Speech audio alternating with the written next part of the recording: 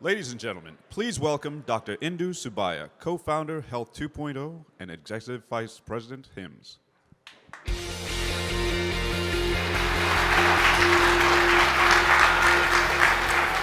So good morning and welcome. I am so thrilled to be here with you this morning in Boston. So thrilled, in fact, that I left 70-degree weather in Los Angeles to be here. But really delighted and so glad you could join me. My name is Dr. Indu Subbiah, and I'm the co-founder of Health 2.0. And for those of you that might not know Health 2.0, it's a company of HIMSS now.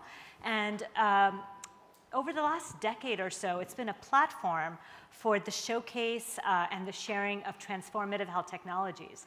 And along the way, we've grown into a global community of health technology innovators in about 80 cities around the world. I've had the unique honor of seeing a lot of innovation firsthand, so it's a really particular pleasure to be here today because it's very rare in the industry to see innovation and collaboration at this scale. So I welcome you on behalf of Aetna and CVS Health as we explore this new well-being experience that Aetna has created in collaboration with Apple. I'd like to kind of give thanks for the space that we're in today. This is the Artists for Humanity Epicenter here in Boston. And their mission is to bring creative outlets and employment to a number of Boston area teens that would not otherwise have the opportunity. So thank you so much for sharing your space with us. And without further ado, I'd like to welcome to the stage Dr. Alan Lotvin. He's the Executive Vice President and Chief Transformation Officer at CVS Health. And without further ado, Dr. Alan Lotvin. Great.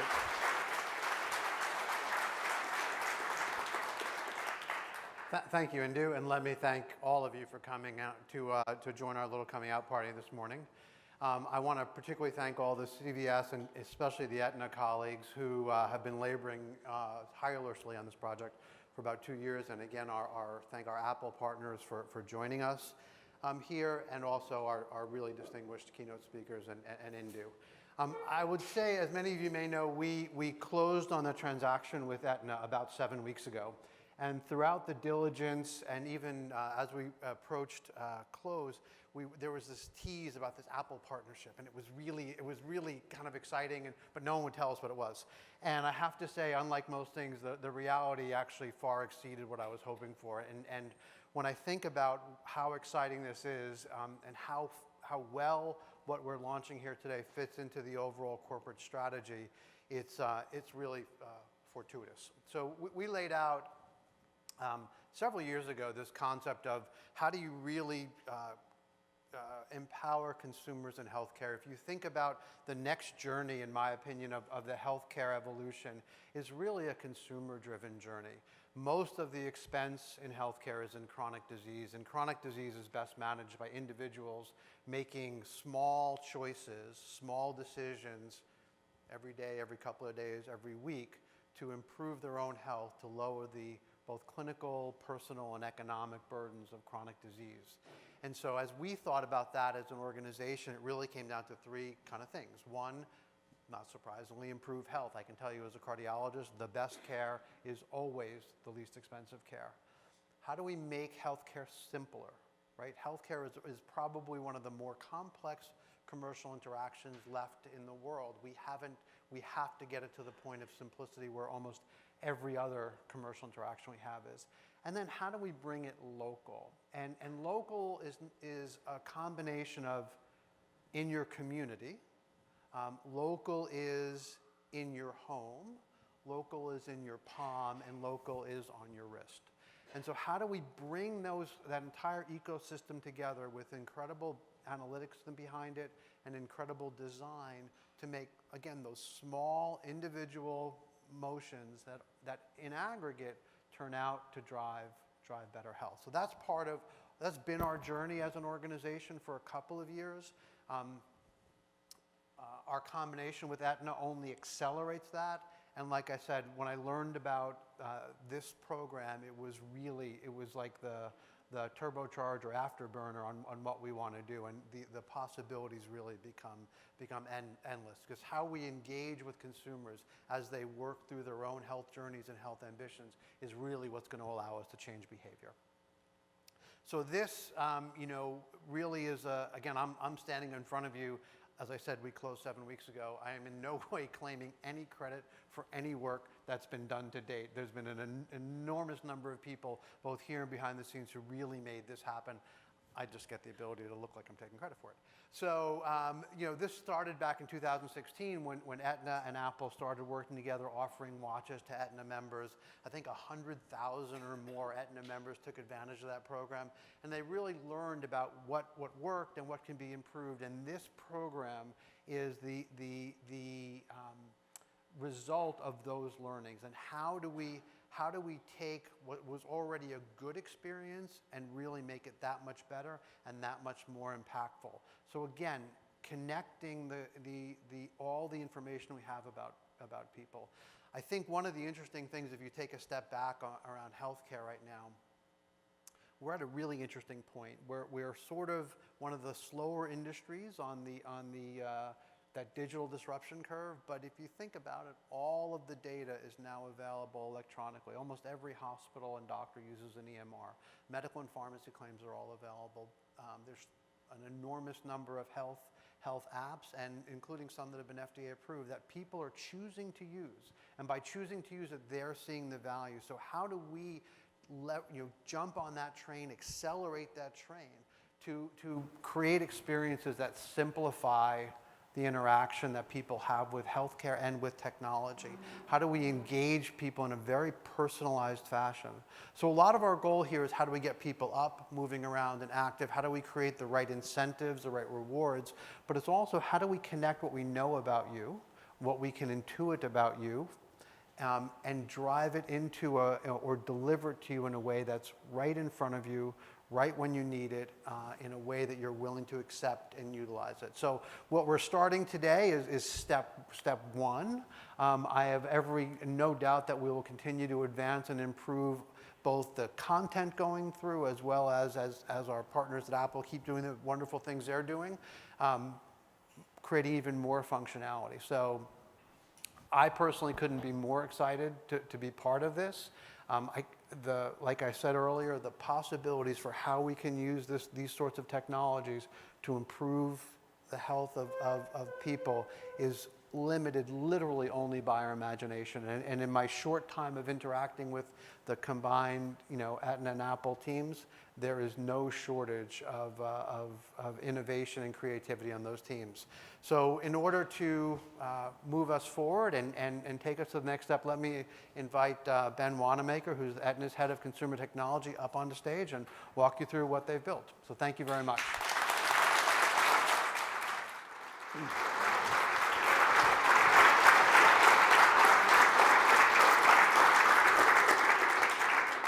Thanks so much, Alan. I have the privilege of leading with my colleague Myung Cha from Apple this effort to create what we're excited to announce today, Attain by Aetna. I have the pleasure of being here on behalf of dozens of incredible teammates, many of whom are here in the room, and others who are watching via the video stream from Cupertino, Sunnyvale, New York, Hartford, Chicago, and other far-flung venues. What we will show you today, is the product of immense creativity and effort on behalf of a tremendously talented team. As we got together and started building Attain, we wanted to solve a meaningful problem. And we were inspired by 4 issues from the legacy of healthcare that we want to move forward to something better. The first of these is that healthcare is a traditionally institution-driven business. It's one dominated by hospitals and insurance companies and credentials. And those are all important. But health, as Alan alluded to, is an individual-driven endeavor. In fact, based on the study you look at, between 40 and 50% of health outcomes can be explained by individual behavior, not the action of an institution. Attain, which we will introduce today, is designed to help individuals improve their health through their own behavior. Now, one of the second major issues that we observed is that value in healthcare is traditionally defined by cohort-based risk pools. And while there's nothing wrong with that math, it doesn't account properly for that individual behavior all the time. And while genetics and bad luck will always be there, we think there's a chance and an opportunity to improve the way value in healthcare works by accounting for this individual behavior, and Attain is a meaningful first step in that direction. Third, unfortunately, in healthcare, data is episodic and lagging all too frequently. And this often drives unnecessary waste and inappropriate care. Technology exists, and we're pleased to be able to afford ourselves of it, to have an experience in Attain where data is more continuous and real time. Now, we haven't perfected this, and we will continue to work at this, but we're thrilled by the opportunity to connect an Aetna member's health history with the power of their Apple Watch, including the data it produces, to create a more personalized real-time experience for that individual. And lastly, action in healthcare is all too often reactive. If you show up hurt or broken, healthcare will fix you. And that's important, and we certainly want to continue to do that. However, with Attain, we are aspiring to a more predictive and preventive experience for our members in health. These ambitions inspire us, and it's our humble ambition today to begin this journey by announcing Attain by Aetna. And without further ado, I'm pleased to do so. Athletes. Stretching. Pushing. Competing. All for peak performance. There are a billion apps designed for that. But what about just healthy? That is it. Enough to enjoy your everyday. That's why we created the Attain by Aetna app. Here you go. Thank you. To help make real health attainable. So you can do what matters to you and get rewarded for it. Because athlete or not, health is the real win.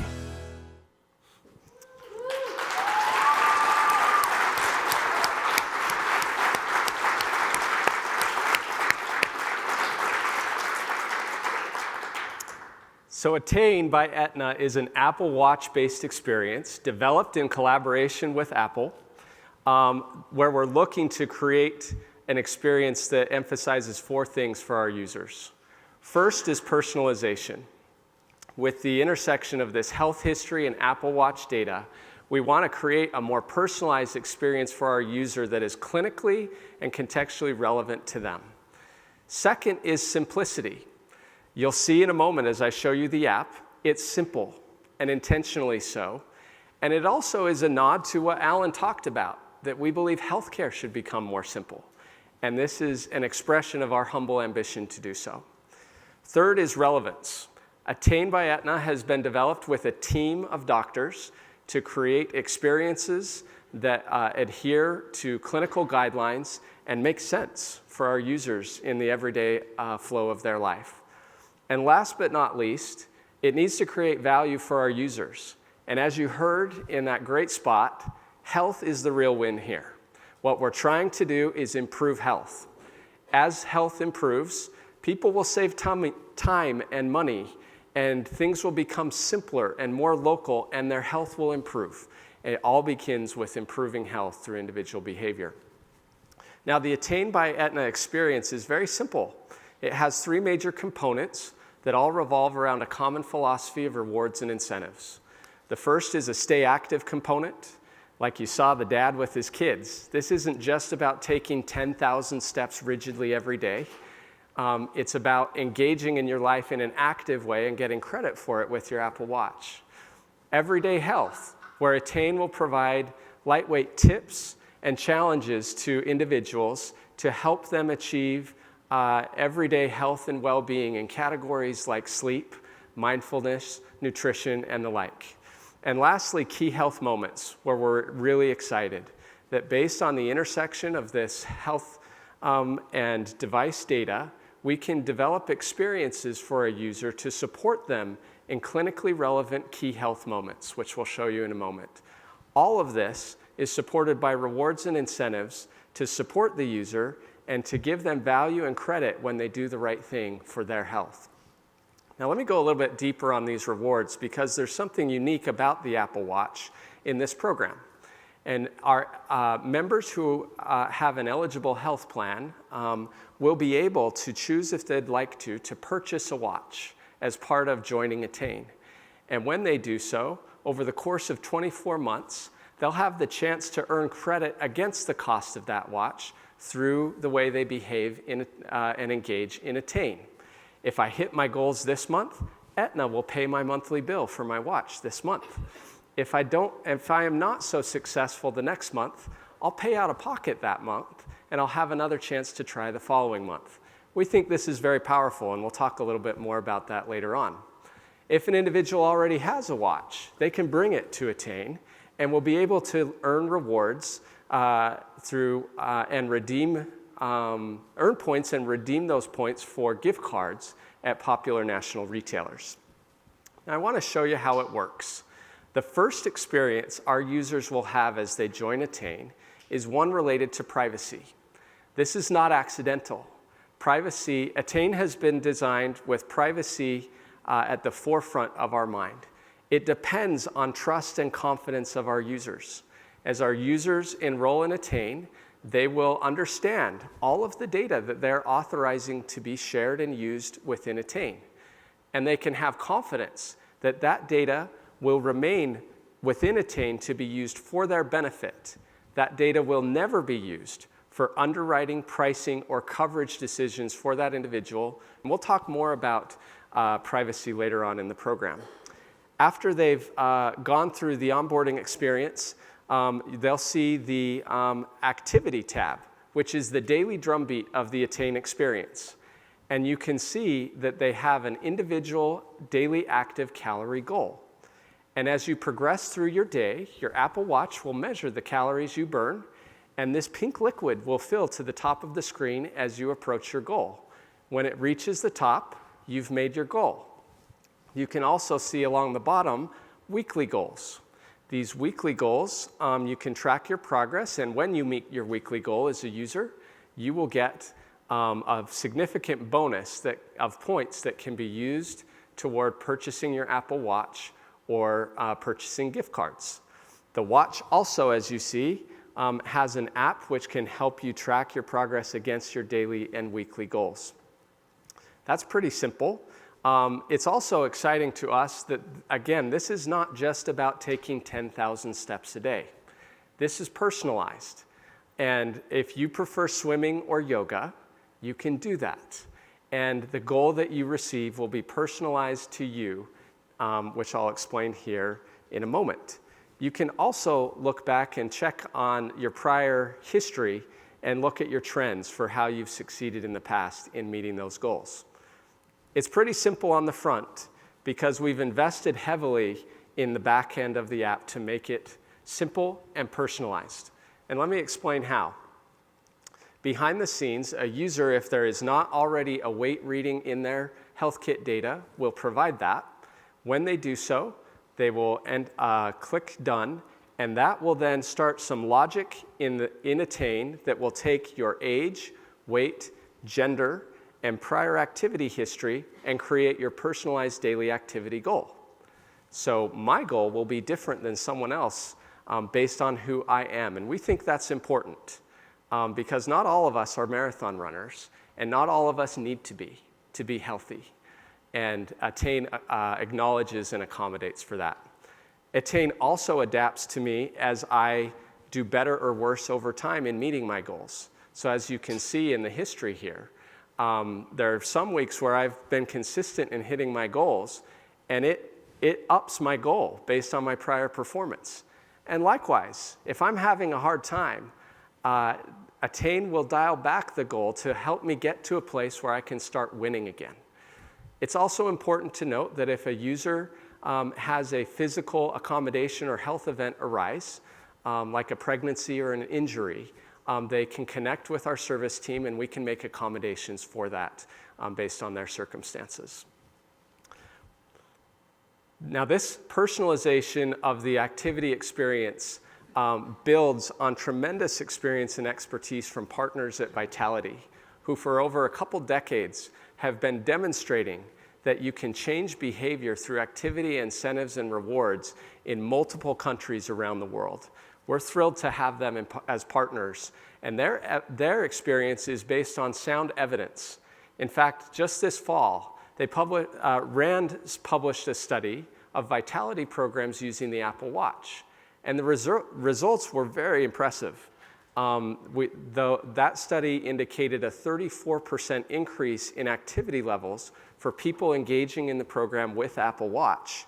And what that means is 4.8 days of additional activity per month. You sum that over consistent behavior, and it translates to 2 years of extra life for that individual. That's not a metric that gets measured very often for people, and there's not many things people can do that can increase their confidence and certainty of improving their life in this way. We're grateful for Vitality's partnership on this portion of our experience. Now, as I mentioned before, there are other aspects of the app that promote everyday health and support our users in key moments. I'll walk you through a few of these experiences, and know that there are many more that are prepared in our first version of the app that will go live in spring of 2019, and that we'll never be done with this. We'll continually be creating these experiences that meet our members where they are in key health moments, and that promote effectively this everyday health and well-being.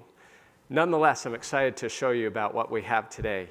I might get, as a user, a ping on my phone or a tap on my watch with an invitation to join a challenge to improve my sleep habits, something that is pretty generally applicable to most people's health and well-being.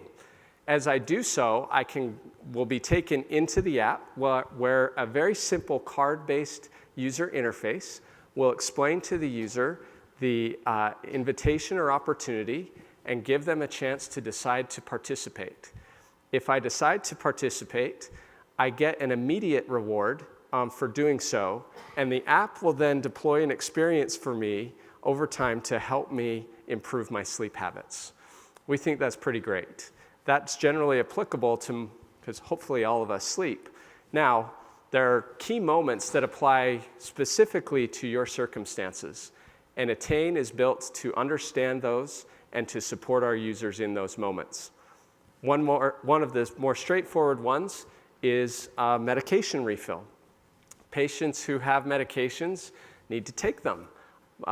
Between $1 and $300 billion a year in unnecessary and avoidable medical cost, and translate that cost to avoidable and unnecessary pain, suffering, and clinically poor outcomes result from people not taking their medication frequently. Attain offers a very simple solution to help support our members in that need. If I have a medication that I need to take on an ongoing basis, I again would receive this notification or a tap on my watch. If I chose to engage in that by tapping it as a user, I would go right into this Healthy Actions tab again, where again I'd get this simple card-based user interface and have an opportunity to choose to engage. Now, this is benefiting from intelligence from your health history information. This isn't a random shot in the dark of, I wonder who needs to take medicines. Now, you have a chance to refill online or on the phone. I'm one of those old-fashioned types that still likes to talk on the phone.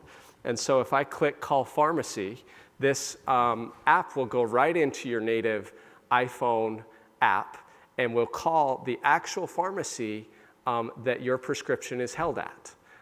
Again, based on that intelligence from your health history, you don't have to shuffle to find a phone number or know where that script is. We're making it easier and simpler for our users to do something that will improve their health. Another one might be if you have a need for a lab test.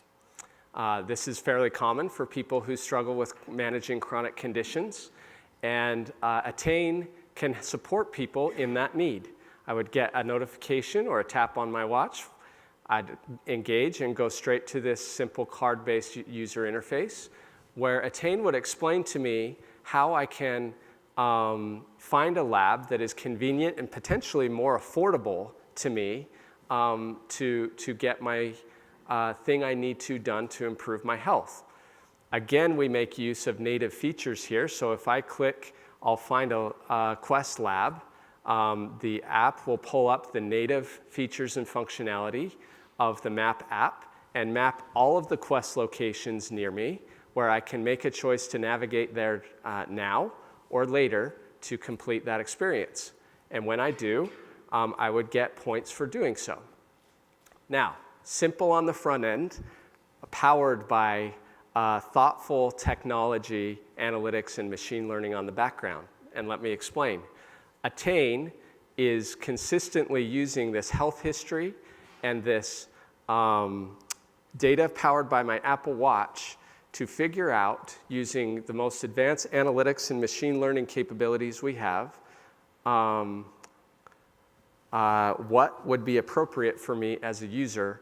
Only those who these would be appropriate for will receive those use cases. This is not a one-size-fits-all where we'll just blast lab to everyone or blast pharmacy refill to everyone.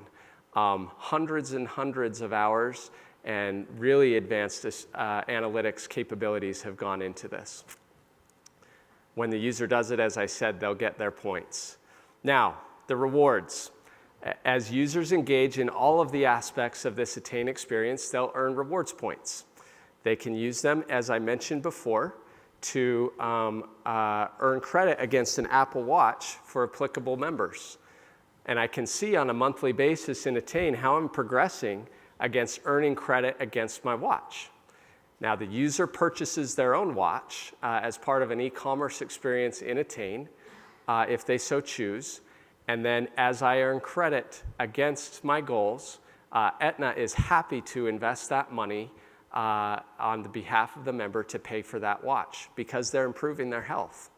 And where I don't meet my goals, I will pay out of pocket that month over a 24-month period. You can also see how you're doing all time. This would be the second month that I've used Attain. And so you can see I had a good first month and I'm well on my way on the second month.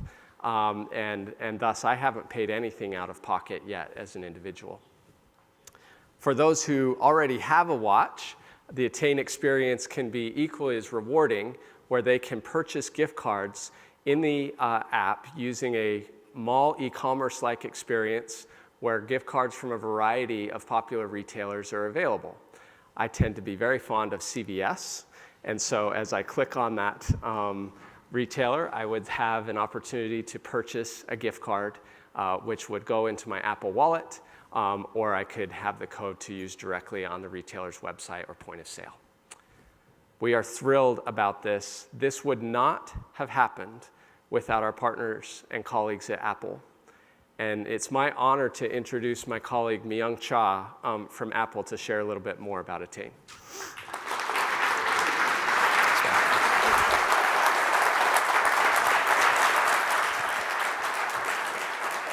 That was great, Ben. Thanks very much. My name is Myung Cha, and I lead strategic initiatives in health at Apple. And I'm here to talk about Apple's role in Attain. But first, I just wanted to say how excited we are to be here. This is really exciting to be working on a common goal to really focus on the health of Aetna members through the Attain app and the Apple Watch. And over the last year or so, Apple teams have been working side by side with Aetna teams on this app. And Apple's contribution has really primarily been in three ways: our design experience, our data science expertise, and our privacy by design philosophy, which I'll talk about in a little bit. But first, I want to spend a moment to talk about the Apple Watch. When we first launched the watch, we focused on getting people to move more through the activity rings. And the rings motivate our users to sit less, to move more, and to get some exercise every day.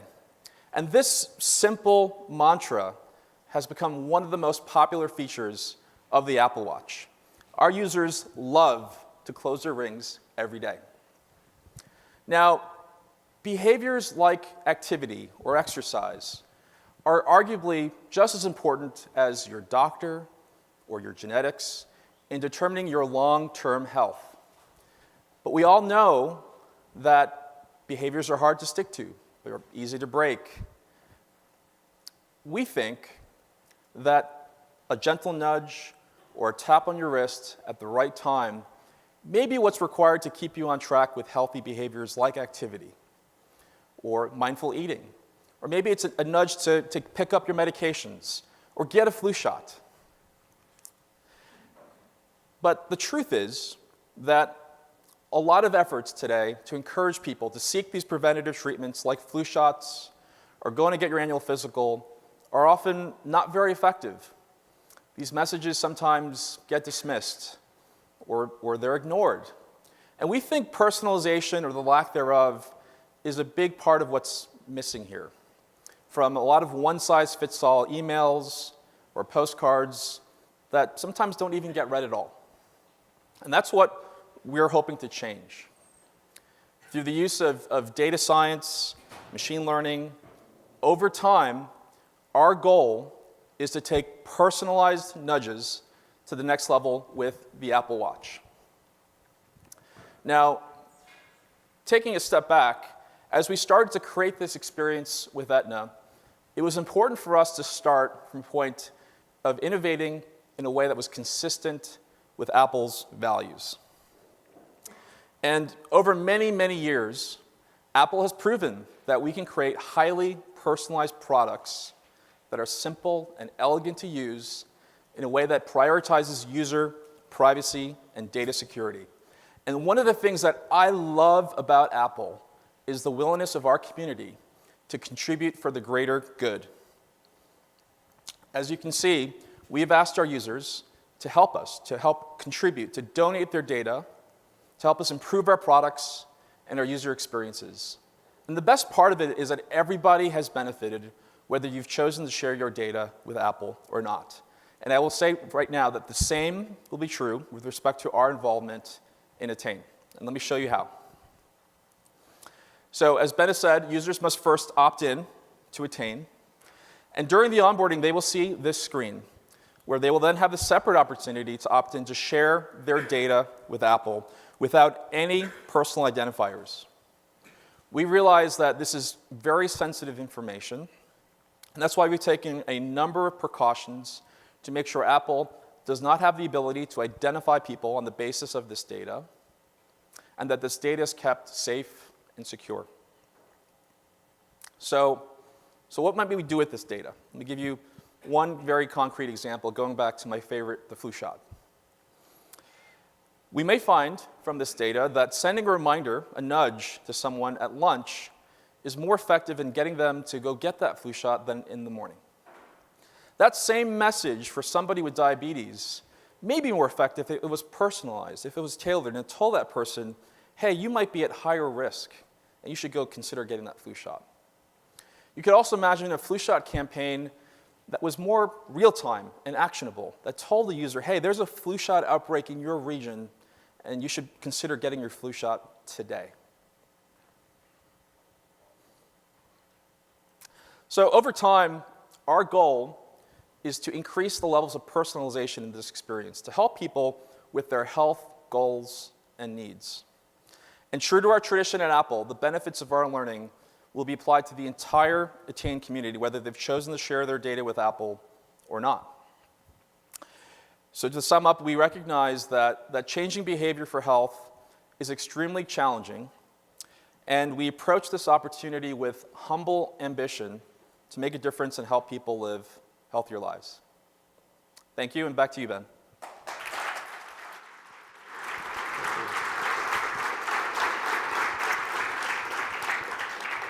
Thanks very much, Myung. We're excited to get Attain in the hands of our Aetna members. When we do so, we want to make them three promises. First, health is the real win. That is the point here, is to support our users in improving their health.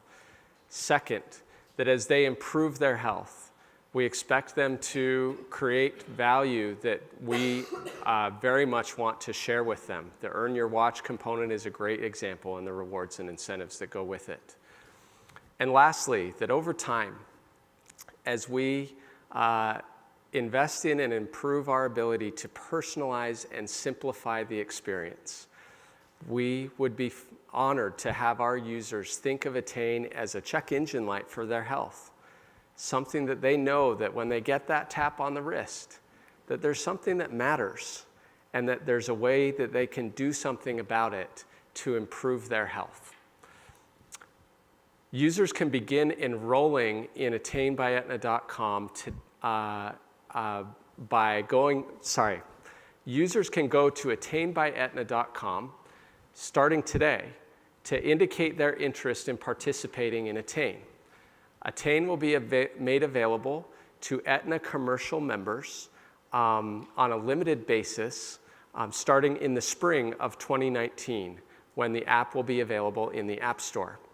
Aetna will be investing in between 250 and 300,000 of our members being able to participate in this experience. They can join directly through this experience. Now, if employers are interested in providing the Attain experience for their members, that's something that we would be happy to talk to them about through the spring of 2019. We're not sure Attain is for everyone yet in terms of enterprise purchasing, and thus our enthusiasm about providing this directly to our members from the outset. However, we believe that many employers will see that there's value for this for their members and would be thrilled to support them in that. As the users go to the Attain by Aetna website today, they can enter their information to get on the list, which will make sure that they are made aware of the developments with Attain and when it is available in the App Store. We couldn't be more excited to be here today to announce Attain. We look forward to making it available to our members in the spring of 2019. Thank you very much.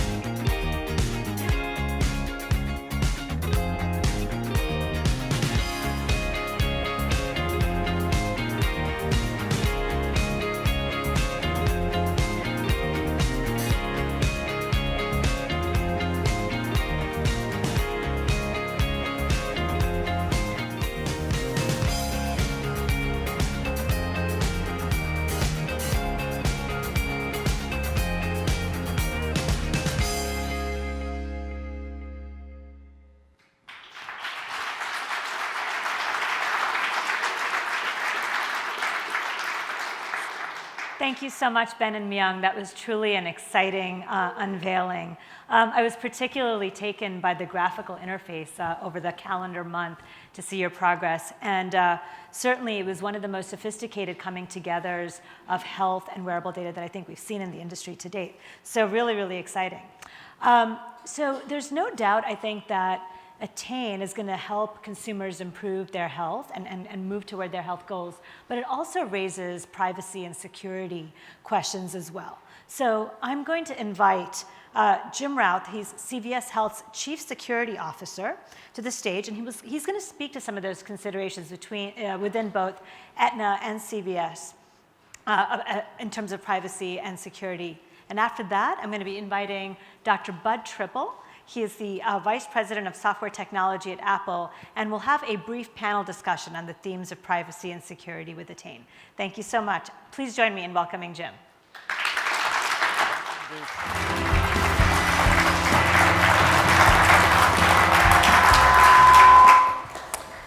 The digital consumer experience today is heavily influenced by the big digital platforms. If you're a consumer and you choose to pay for a digital platform, let's say that you choose an Apple iPhone with iTunes or iCloud, your information is well protected. However, as a consumer, if you choose a digital platform that's paid for by someone else, well, then the information about your use of that platform is being monetized and shared with payers. Now, you may feel like you're the consumer, but in reality, you're the product. Or more specifically, information about you is the product. So maybe you're the product manager? Look, the stakes for healthcare digital information they're much higher. And that's why we have Attain by Aetna. Attain gives you choices over the information that you share with Attain. So you can choose the source of the information and how that information is used to help you attain your health outcome, your desired health outcome. So Dr. Tribble is going to talk a little bit about the privacy features available in Attain. I'm going to tell you a story about the technical tool and design that was used in the authentication experience. But before I do that, I have to share with you the problem statement that we have to overcome. For 60 years, digital authentication was based on the use of a password, and that served us well. However, a password is based on the premise that you are the only one with the secret, and that premise is not necessarily valid today. And it's not valid today because we all use so many websites today that we have to remember passwords for. And so we're using the same password across websites. And so what's happening is cyber criminal syndicates figured out about 4 years ago that they needed to change their strategy and acquire credentials through different sources. So credentials are login, user ID, and password combinations. Today, there are billions of credentials available on the dark web. So if I'm a threat actor, do I look like a threat actor? I'm not sure what a threat actor looks like, to tell you the truth. I digress. If I'm a threat actor, I go to the dark web and I exchange for credentials. Let's say 10,000 credentials. So then I can use a tool called Sentry MBA or other automated tools to try those credentials on any website that I wish. Now, if I do that, I'm going to get a 2% hit. That means that 200 accounts out of the 10,000 credentials I own and can use for fraudulent purposes. If there's no constraint for me as a threat actor to get access to the credentials, well, what happens to the use of the password? It starts to become obsolete. So this is the problem that we decided to attack. And in order to do it, we had to think fundamentally differently about this problem. You see, there's a principle for all IT professionals which says authentication is an event, has a beginning, an end, and a binary outcome. It's always the way it's been. We chose to think differently and to think of authentication as a continuous process where we're using benign attributes from the device that you choose to use, how you use that device, and your behavior, your electronic behavior. And we take 30 to 60 attributes and we're mapping them against your normal pattern and creating a number. And that number goes into a risk engine that aggregates it into a single number that's fed in real time to the application, mobile or web, And the application decides how much access to give you based on what that number is. And that's a continuous process that's ongoing. So we're improving the protection of your health information, but we're also taking away the need for you to remember a password. And that's what continuous authentication gets you. Now, this will be available this summer for Attain. It's in use today by about 3.5 million consumers across Aetna Mobile and Aetna Health. Now, I'm a security geek. I have to own up to that fact. I'd love to tell you about the machine learning algorithms that are driving the risk engine, but I told you I would tell you about a story about a tool. The tool that we use to design this capability isn't a technology tool. It's actually our values. And one of our values is to put ourselves in the position of a consumer and understand privacy from a consumer's perspective. And so we made 3 design decisions based on understanding consumer privacy and what you wanted. And so we chose to use benign attributes. Benign meaning like how you hold your device when you use your favorite app. So if that information were released, into the public, it wouldn't have a significant effect. Benign attributes. So we asked our chief privacy officer and her team, and we gave her a list of all of the attribute information that's available through the technology that we use today. And we said, you choose the attributes that are benign, that won't have any impact from a consumer privacy perspective. And they did. And that's where we came up with the 30 to 60 attributes. The second decision that we made is we decided not to store any of the attribute information. So what we do is we turn the attribute information into an algorithm, and none of our core systems hold that information. So if our risk engine were hacked, what would be in there was a bunch of string of numbers that wouldn't make sense to anyone. So your privacy is protected as a result. The third decision that we made was one to give you choice. And you make this choice all the time. You choose the biometric that you wish to use across the devices that you acquire. And so if you were to buy an iPhone today, you'd have a choice of using Touch ID or Face ID, or you can use both. That's your choice.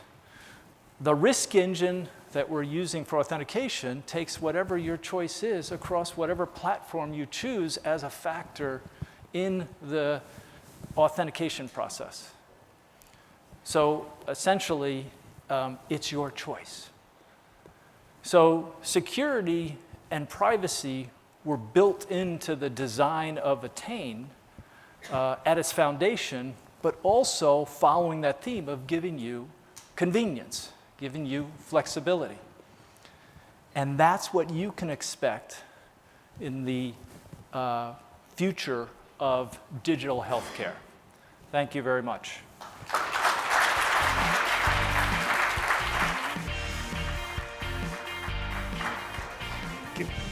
So thank you so much, Jim, and thank you for joining us, Dr. Tribble. I'd like to start with you first. My first question for you is that I think Apple has a reputation of having some of the strongest privacy protections in the tech industry. You go so far as to call privacy a fundamental human right. So how has that philosophy applied as you worked on Attain? Sure. Well, yes, we believe that privacy is a fundamental human right. And so when we design our products or our services, we make sure that privacy is a key element of that design. And of course, this applies equally well to our work over the past year with Aetna and Attain. Just brought a couple slides I think it's worth taking some time to talk about our approach to privacy both at Apple and how we worked with Aetna and Attain to achieve that. And to start out, the basic principles that we follow, there's a few of them. I'll just point them out. One is minimization of collection of personally identifiable data. What that means is that the data we collect as part of Attain or any other health or other product is scoped to data that's needed to provide the service. We don't collect more than that. And beyond that, if we don't need identification as part of that information, we remove identifiers. And finally, if we can, to the extent we can, we process information on the device rather than on the server. So that's data minimization. The next two items are user control and what we call transparency and consent. And those are all about user autonomy. The user should know what's happening to their information and should have a choice about that. And finally, as Jim so eloquently talked about, this is all underpinned by strong security. So promises about privacy don't mean much if you can't underpin them with strong security. So these are Apple's privacy principles as applied to health. Now, as a physician, you learn that privacy and trust are absolutely key for any interactions involving personal health information. And in fact, it's the privacy and trust that allows information to flow appropriately, and that flow of information is absolutely necessary to good health care and good health outcomes. Now with Attain, the goal for Apple and Aetna was to combine the power of wearables like the Apple Watch with information already in the healthcare system to change behavior and produce and encourage healthy actions, as was previously presented. Now, in designing a product to do that, privacy is at the fore of how we think about it. And this next slide, it's a little wordy, but I'd like to point out a couple things. It points out the results of our collaboration with Aetna on privacy by design of the Attain product.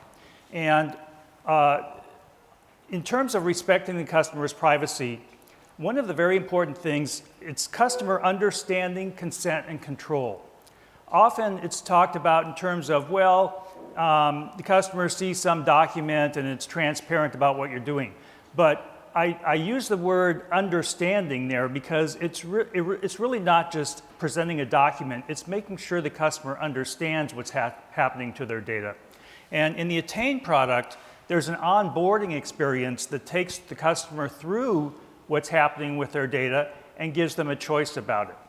And in describing how that data is going to be used, it's not just how is it going to be used, but how is it not going to be used. So there's use limitations. Some of the important ones were already mentioned. For example, the data will not be used for underwriting or pricing or coverage decisions. It won't be shared with employers. It won't be sold. Again, all of this is underpinned by strong security, data protected on the device with encryption, protected in transit, protected on the servers. Now, the right side of the slide talks about what happens when, as Ma Young talked about, the customer chooses to share data with Apple so that Apple can help to improve the efficacy of the Attain program. And a couple important things to mention there in the design. No data is shared that directly identifies the customer. In other words, explicit identifiers are removed from the data before it's shared with Apple. And the data will be used to support the program, not sold, not used otherwise. And finally, the customer can opt into this or opt out of it at any time, and it won't affect their participation in the program. So we're very proud of what we came up with together with Aetna to provide a customer experience that puts privacy frontmost. And I'll just, I guess, end with what I think is a very important quote from our CEO, Tim Cook. What he said is that our customers entrust us with their most personal information. And we owe them nothing less than to provide them with the best protections possible. Thank you so much, Dr. Tribble, and for taking us through those dimensions of both privacy and security, and the common link certainly being trust. So Jim, a question for you. In what ways has Attain gone above and beyond what might exist in other wellness apps? Clearly the bar is high, but how have you exceeded it? Yeah, excellent question. So when I started in security, it was like 2 decades ago. I know I look old, but the reality is back then, all we did was identify risk frameworks, identify the control objectives, align our IT and business management practices with those control objectives, and then get a third party to attest to that and say, all good. And that was industry standard at the time. Today, it hasn't evolved all that much farther beyond that, with one exception, and that is that threat actors keep changing their tactics and continual sophistication in what they do, which means that enterprise resiliency, or the ability to protect information, has to evolve with innovation.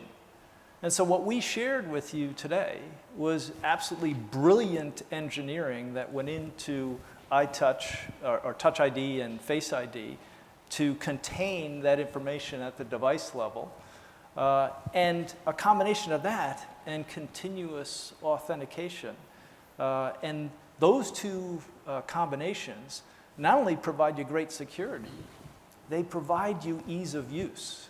It's actually easier to use that than conventional or traditional controls in authentication. So we've gone beyond the capability both from a protection standpoint, but also from an ease of use perspective.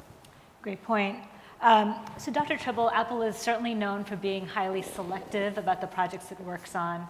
Why Attain, and how is Apple kind of working together with Aetna throughout this process? Well, Attain is really exciting to us and to me. As a physician, you actually realize that, that someone's behavior is a major determinant of their health. I think the number was quoted earlier that behavior accounts for maybe 40 to 50% of your long-term health outcome.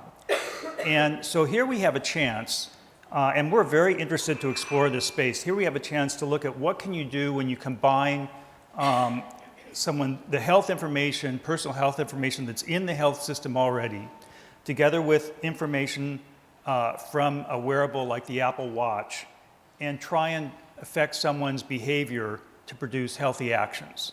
And we're just very bullish on that, and so we're very excited to be involved. In terms of what Apple brings to this, I think 3 things that have been mentioned before. Number 1 is Apple's design experience and expertise. Human interface design, human experience design. Number 2 is Apple's deep experience with data science, machine learning, et cetera. And then number 3 is Apple's experience in privacy by design. And so we've worked very closely with Aetna over the past year, and we're very pleased with the outcome, and we think it's just the beginning. Wonderful. So Jim, looking out a year from now with your Chief Security Officer hat on, what does success look like for Attain? Well, success for Attain, and really everything that we do at Aetna and with Apple, with our relationship, is not just to change an application, or it's really to fundamentally change resiliency in healthcare. And it's not just if you're an Aetna member, it's to protect health information for you and your families wherever they get health services, which means that we open up and share the innovation that we do in security with everyone. So we have a version of our authentication capability that we're actually bringing to providers to use when you go to the doctor, and we've helped develop the technology to allow them to do that. Because, frankly, we can afford to. So that's an example of where we're trying to push resiliency across the entire ecosystem And I think starting with behavior is a pretty good place to start with Attain. Well, thank you both so much for sharing your humbly ambitious vision, as Myung said earlier. Thank you. Please join me in thanking them. Thank you.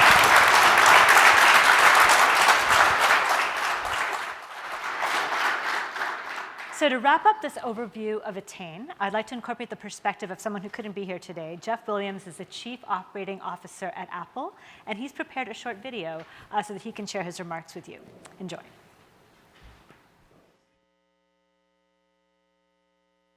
Hello from Apple Park. I wanted to personally take a moment to thank you for being part of this important event today. At Apple, we believe that people should be empowered to play a more active role in managing their well-being, staying healthy, and living more active lives. And every day, we get emails and letters from people all over the world who share their stories about how Apple Watch has helped them on their health journey. And we were really excited when Aetna approached us on collaborating and working together on just one goal. It wasn't about claims, it wasn't about insurance premium. The one goal was to make its members healthier. And we've been working with Aetna for a while, and the Attain app is the result of that collaboration. Physicians say, and they tell us this consistently, that one of the most important elements of health and the hardest to change is individual behavior. And the Attain app is designed to do just that, empower users and reward them for their healthy behaviors. And our goal is to offer more personalized nudges and recommendations over time. And of course, we've put a high priority on doing all of this in a way that protects customers' privacy and their data security. We're really excited about the potential ahead and pleased that so many of you at this event today share our goal of empowering people to play a more active role in their health and well-being. Thank you.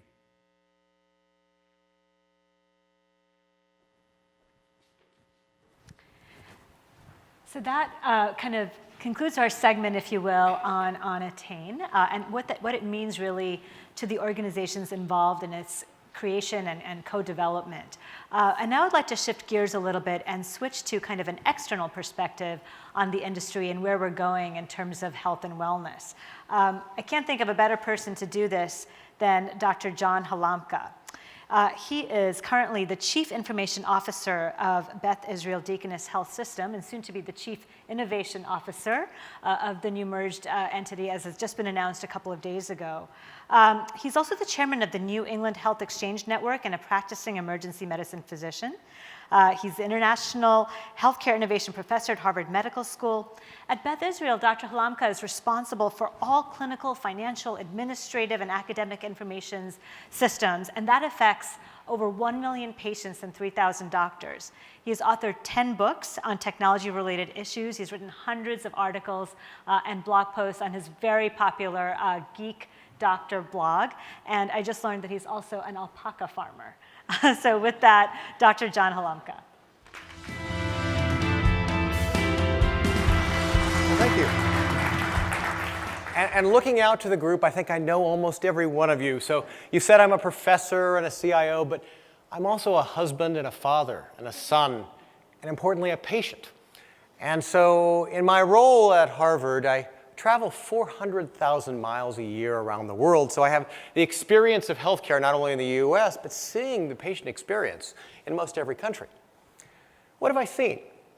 Well, first, across the world, we have aging societies. Japan and China, Finland and Sweden, Italy, Germany, and of course the US. So we're living longer, we're needing more care. But wait, the birth rates are going down. There are fewer folks being born to get the jobs that will pay for the care of those who are living longer. You probably noticed the New York Times yesterday had a fascinating piece on what we're leaving the millennials. Now, there are a couple of millennials in here. Just want to warn you, it's big unfunded healthcare expenses because we're living longer and needing more care, because we've focused in the past on sickness. What else have I seen? Patients and families don't have the tools they need to navigate their local healthcare system. Whether it's China or India or the US, you woke up with a headache this morning. What should we do? Do you want to go see a neurosurgeon? Maybe it's a primary care doc. Maybe it's a mid-level. Maybe it's an AI tool. How do you know? I would tell you, portals are great. You know, we all have apps and things that help us, but there hasn't been the coming together of all the data about us and empowering us with data from patients of the past to help us navigate our health issues of the future. Now, probably, see, some of us are doctors. How much do you love your electronic health record? You know what you need? More data. That's going to make your day better, right? There's this burden across the world with digital tools, especially in the primary care world. So how do we deal with that? Data sharing. We'd love to share data more ubiquitously across the continuum of our life experience. The technology is there, but sometimes the psychiatry is not, right? Data is still held in silos. And there's significant variations in healthcare quality. See, I trained as a physician in 1984. You know, a little bit has changed since then, but I will see you today and I will make decisions based on my anecdotal experience, my apprenticeship of 30 years in the field, as opposed to data of the experience of patients like you. I see this across the world. It's just not unique to the US by any means. And now, what are the possibilities? What are the technologies we've seen? So I've been a CIO since 1997. So I have seen us go from building data centers and generators and redundant power supplies to procuring services in the cloud. In fact, I could even argue that the CIO of today isn't about provisioning technology, it's about procuring services and knitting them together. That's new. And as we heard, the consumer space, entirely new. I mean, I can walk in my home and say good morning and lights go on and temperatures get adjusted and music starts playing. That's new. Increasingly, we're a mobile society. I carry just mobile devices all over the world. I don't have a desktop. I don't even own such a thing. So we're relying on these supercomputers we carry with us, and those supercomputers are connected to devices. I was counting the other day, I have a few hundred microprocessors in my home, and all of them are generating telemetry. And the ability to connect that telemetry in my mobile device is getting trivial. Now, we do have lots of data, but sometimes we don't quite have wisdom. So Bud and I were talking before the program, do we need more controlled trials? Well, maybe we don't. What we need is, as we've heard today, the gathering of data from millions of people to help figure out what patterns emerge and help us with decision making in the future. And machine learning and AI, as emerging technologies, aren't just hype. They're real. They're commodities. They're easily available. And that, when I was a graduate student at MIT, AI was hard. It took me a year to train that Lisp-based system that a giraffe was a mammal. Right? It's easy now. Telemedicine and telecare is becoming more and more acceptable. In fact, not only acceptable, but necessary. I'll give you some examples in a moment. But I was in Patna, Bihar State, northern India, a few days ago. And in this particular place where there's a high burden of disease and poverty and lack of clinical care expertise, we were using telemedicine connections over spotty 2G phones to deliver high-quality care in that village. And that was the way that we could fight TB and other infectious diseases. And finally, I think there's this movement in society that patients and their families should be the stewards of their own healthcare data over time. That it isn't this patriarchal idea that somehow the doctor or the hospital owns our data and is going to figure out how to best use it on our behalf. We own our data, and we move it from place to place with the privacy preferences that adhere to our values. So these are all the trends I've started to see, the technologies, the needs. So what's healthcare going to look like in 2019? Well, it's not going to be about hopping in your car, spending 3 hours going through the Mass Pike's traffic jam into a $40 parking space, waiting for 2 hours to see your clinician to have 3 minutes of contact time and leave with a prescription. I mean, unfortunately, everybody who's in Boston knows 3 hours on the Pike means you went about 3 miles. This is what the future of healthcare across the world looks like. It's using the devices in our homes and the telemetry in our homes to connect to caregivers Some may be people, some may be physicians or nurses or care managers or AI chatbots, but it's that combination of technologies that will help us navigate to wellness. Now, what do I mean? My father died 5 years ago. He had multiple sclerosis for 23 years, 3 heart attacks, myelodysplastic syndrome. His bone marrow didn't make blood cells. We had no way to monitor his wellness. I didn't realize at the time, but he was self-medicating with a huge variety of prescribed and not prescribed medications. And whenever I would see him, he would look fabulous. We would go on mile-long walks together. But little did I know that 360 days a year, he was immobile. Now, what if we had the benefit, and he would have shared it with me, of the telemetry from the devices in his home, the wearables that he has, correlated with his health history to understand, oh, when you take that medicine, your activity gets worse. In fact, the side effects of the drugs are worse than the disease. We would have fundamentally changed his experience of healthcare. Or my own diagnosis of hypertension. About a year ago, I took my blood pressure using a Bluetooth low-energy connected cuff, found my blood pressure was 170 over 100. Now, first thing my clinician asked is maybe it's lifestyle, exercise, sleep, stress. So I was able to use those telemetry numbers to look at driving on the pike, before and after coffee, before and after meetings with my boss, to actually figure out it wasn't lifestyle related. In my case, it was inherited from my parents. So great, but what is the action? What do we do about it? Oh, medication. Well, as we heard about today, healthcare is really personal.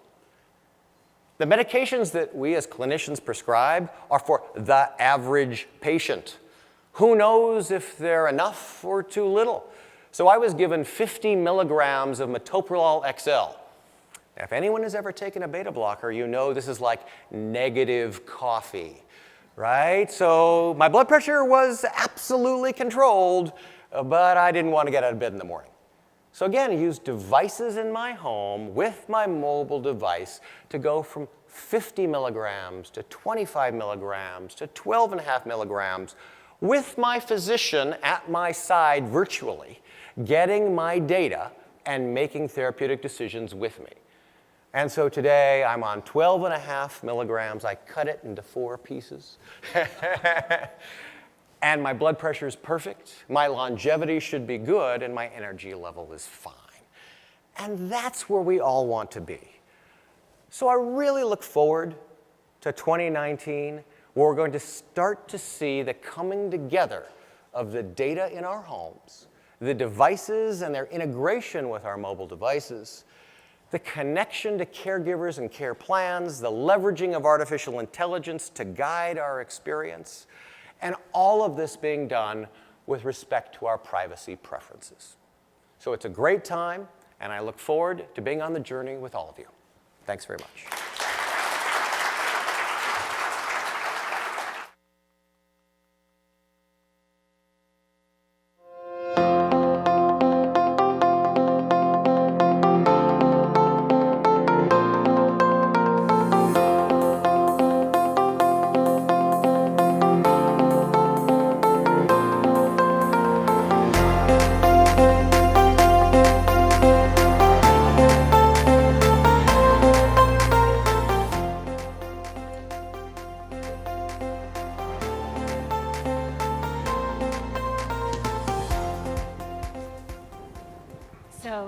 Thank you, Dr. Halamka. Really great talk, and I thought it was really interesting to think about this idea of going from control studies to kind of the real world of millions of people at scale generating data. I think that's a really insightful observation. So please join me in welcoming my 3 panelists here, where we're going to have a discussion about Attain and where we go from here. So we welcome Dr. Alan Lotvin back from CVS Health. Joining us is also Doug Beck. He's the Vice President of the Americas and Northeast Asia for Apple, and Tal Gilbert, the CEO of Vitality USA, one of the partners on this project as described above.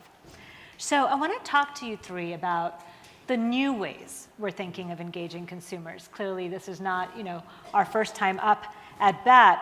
And you are all taking very, very new and different approaches. And I'd like to start with you, Doug.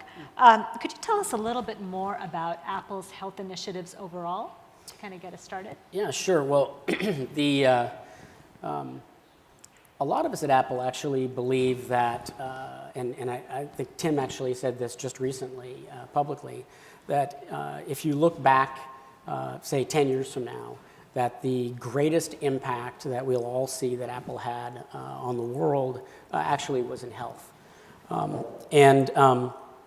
We're incredibly excited about that. And you heard a little bit about this from Jeff. Because the way we see it, we're on the planet for a very, very simple reason at Apple. We make amazing products and enrich people's lives, and we try to leave the world a little bit better than we found it.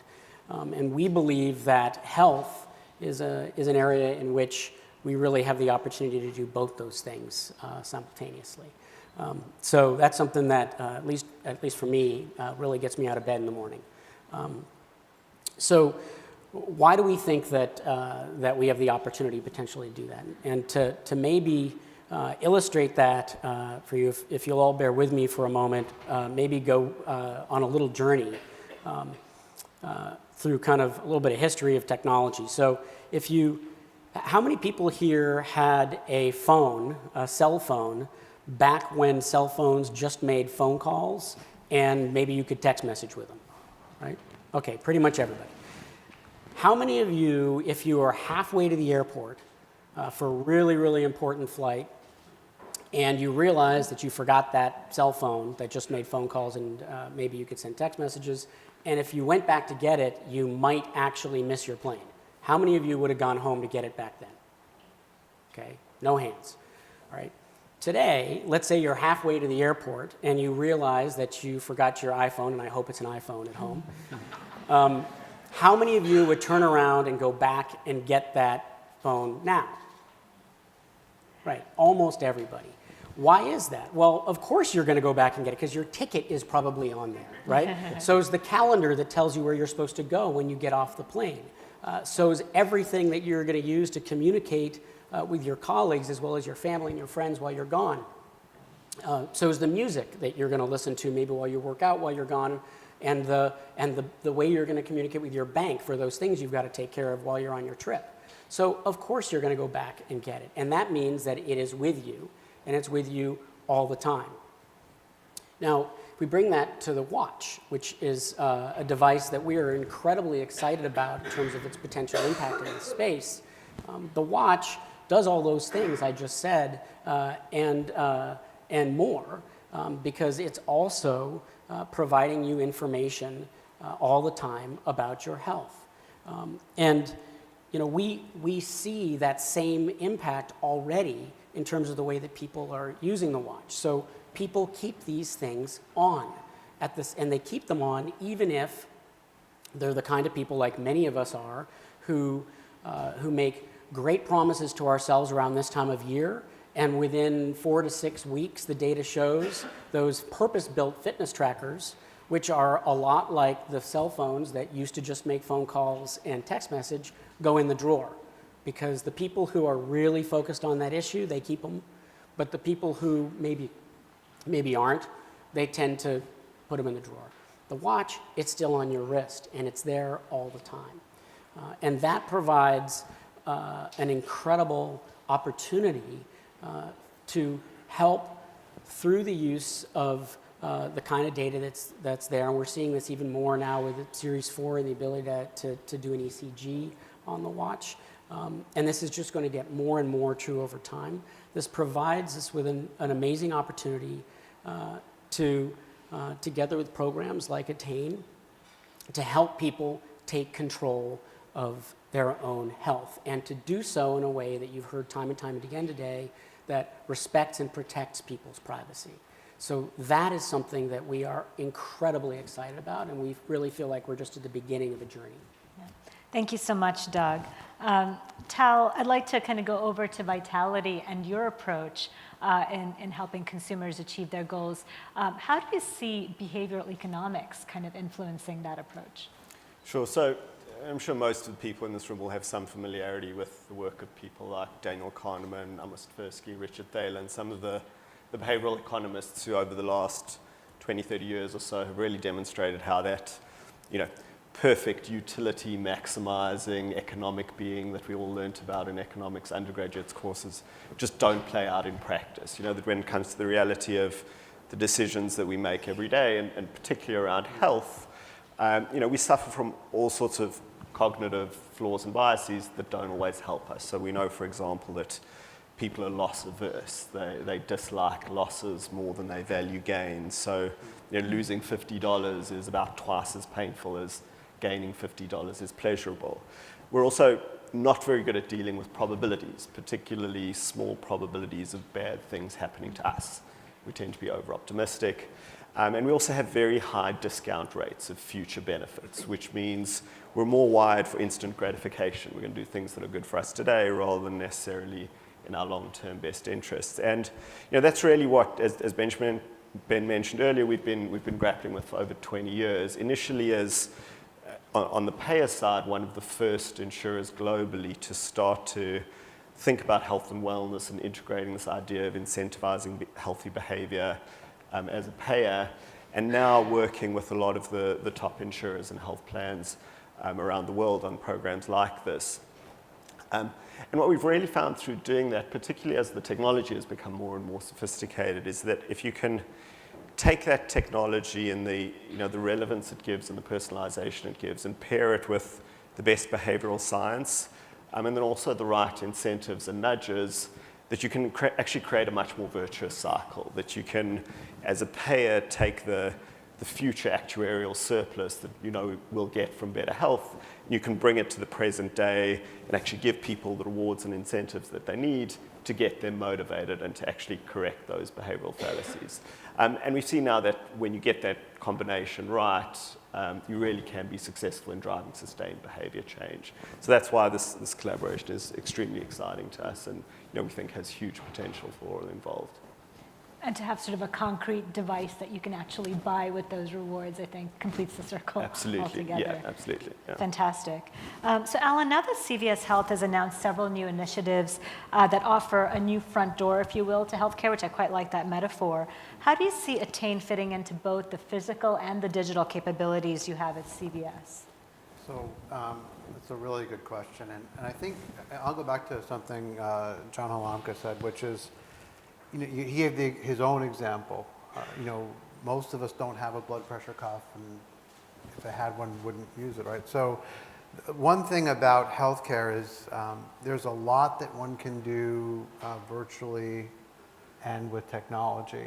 I'm a cardiologist by training. At some point, you actually have to touch a patient.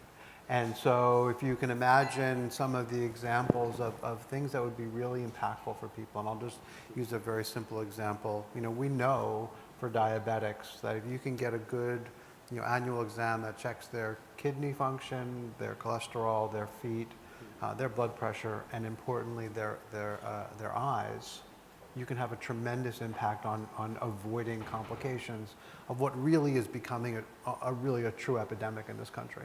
And so putting retinal cameras with automated or autonomous diagnostics in a local community takes away one more barrier for people. So again, that idea of being local, when you're within 3 or 4 miles of everybody, and I'm not saying you put a camera every place, but you make it simple for people to get these things done as part of their life. If they're not taking that 3-hour journey down the Mass Pike, or Chicago is just as bad as I've been. So I think, how do we integrate the physical, the digital from a health perspective is one.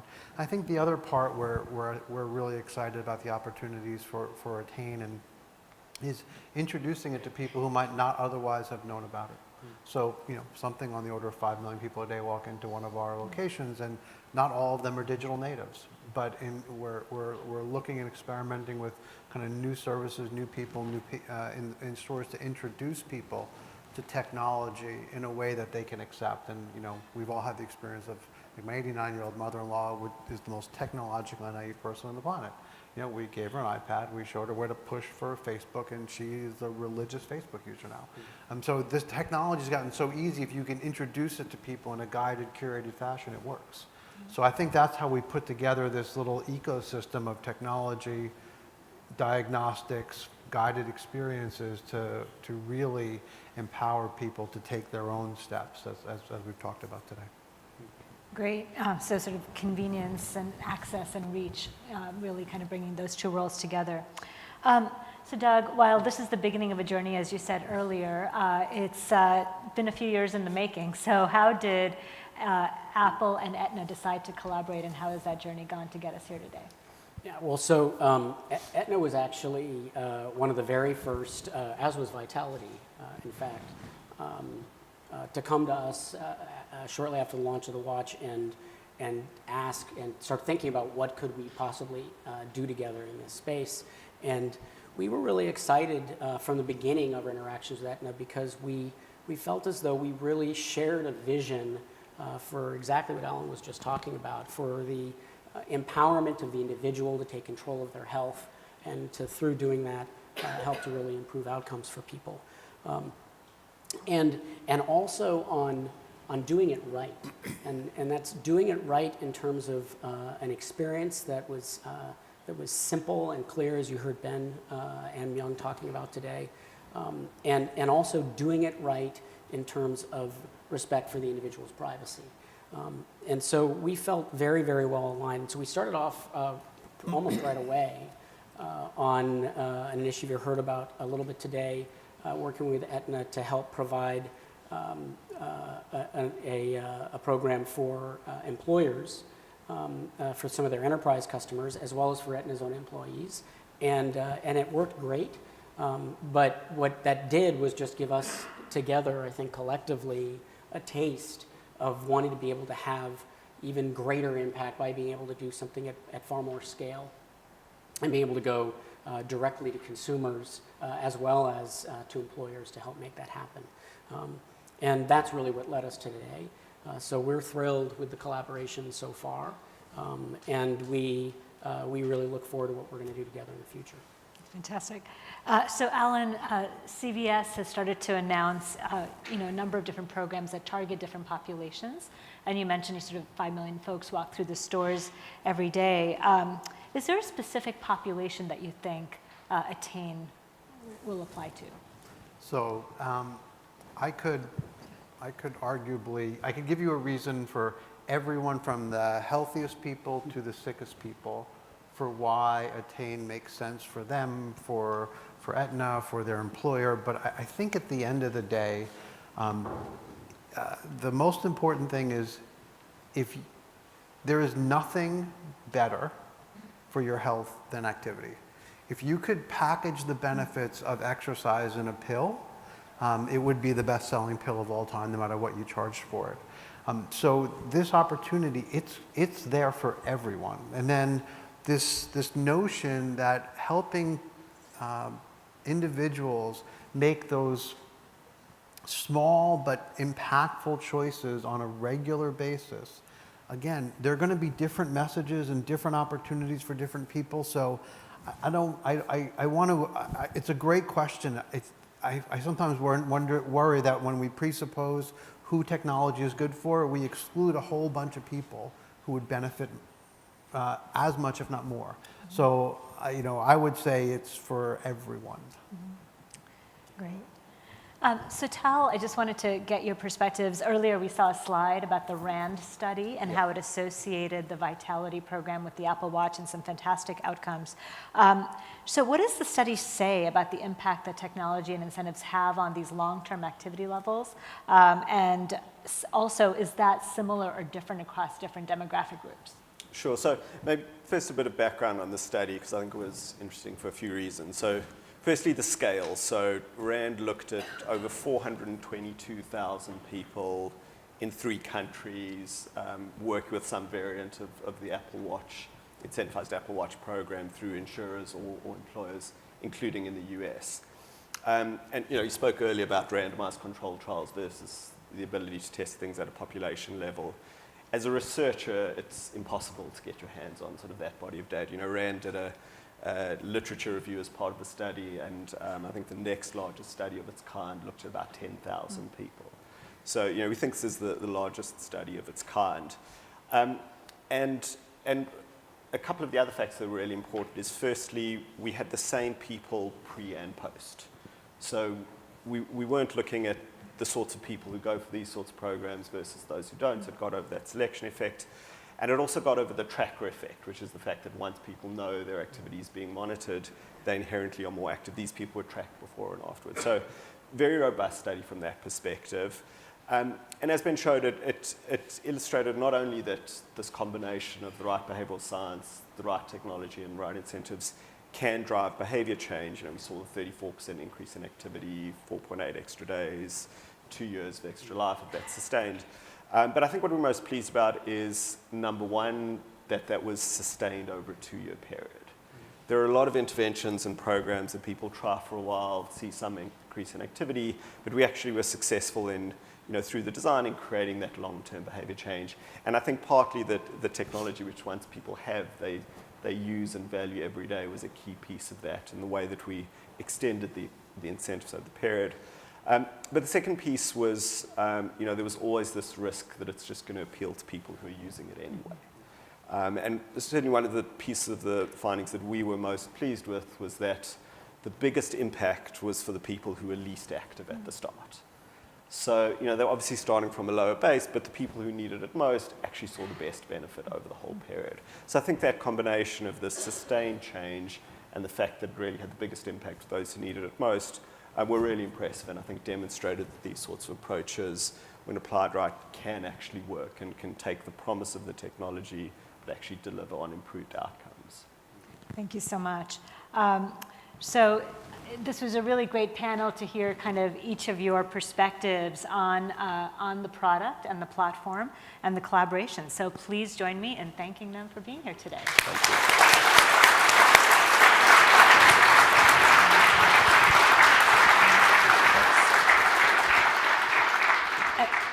And thank you for having me. It's been a real pleasure to host today's announcement, and I'm going to leave you in great hands with Alan as he wraps things up. Thank you. Thank you so much. First, let me thank all of you for coming this morning with us and allowing us to show you some of the really exciting work we're doing. Let me thank the Aetna team for putting together just an outstanding event, wonderful speakers, great moderator. Thank you to John Halamka. Thank you to Indu. I think this is really an example of the confluence of technology, information, and interactions with people. I want to thank, of course, our partners at Apple, the entire Aetna team, and our partners at Vitality for putting together what I think is just going to be an amazing program. Let me leave you with one last thought, which is that health is not the absence of sickness.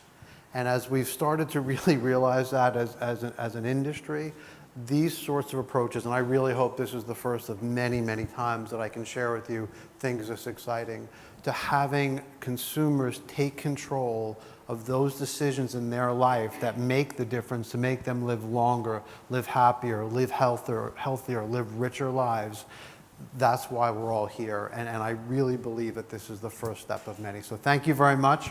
We're going to open the doors for a reception and some networking and some lunch. And again, thank you all for your attention and time. Have a great day.